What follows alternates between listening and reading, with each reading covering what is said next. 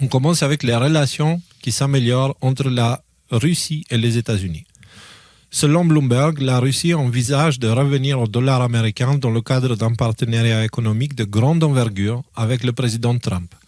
Ce partenariat comprendrait une collaboration entre les États-Unis et la Russie dans le domaine des combustibles fossiles, des investissements conjoints dans le gaz naturel, des partenariats dans le domaine du pétrole offshore et des matières premières essentielles, des gains exceptionnels pour les entreprises américaines, le retour de la Russie au système de règlement dollar américain. S'il aboutit, cet accord modifierait l'économie mondiale. Donc, là, ça vient de sources officielles et sûres. Donc, j'ai creusé un petit peu. Et oui. Moi, je remets pas du tout en question l'officialisation, le caractère officiel de ces déclarations, de ce projet de partenariat. Mais alors, il me semble de mémoire, j'ai vu ça peut-être hier ou aujourd'hui, que c'était Marc Rubio, me semble-t-il, qui avait fait une déclaration du genre le dollar, en fait, c'est fini, ou c'est bientôt fini, ou c'est proche. Donc, en fait, message, des messages qui sont pas clairs venant de l'administration Trump de ce point de vue-là. Je sais pas si c'est une posture pour faire semblant d'essayer de sauver le dollar ou une véritable volonté de sauver le dollar. Là, moi, j'ai un point d'interrogation là sur ce sujet-là. C'est une information qui est importante, pertinente.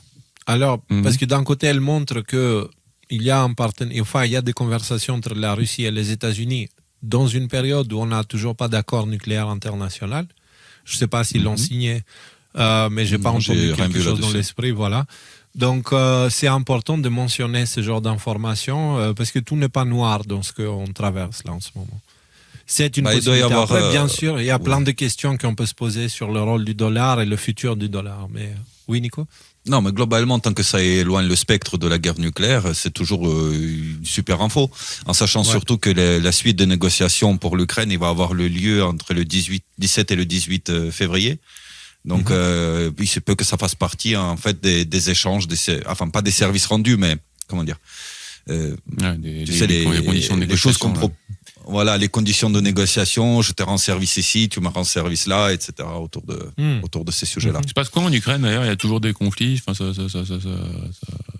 y a toujours la guerre, il y a toujours les bombardements, ouais, bien sûr.